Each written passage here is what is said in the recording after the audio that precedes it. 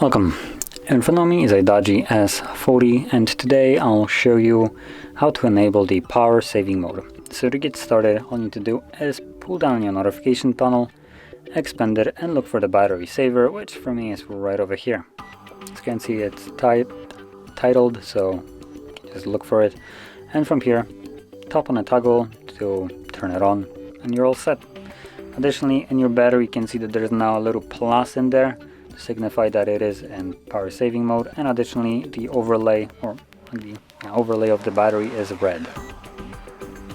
So that is how you toggle it on, and to turn it off you can either charge the battery to full or simply tap on a toggle once again to turn it off. And there we go. So if you found this very helpful, don't forget to hit like, subscribe, and thanks for watching.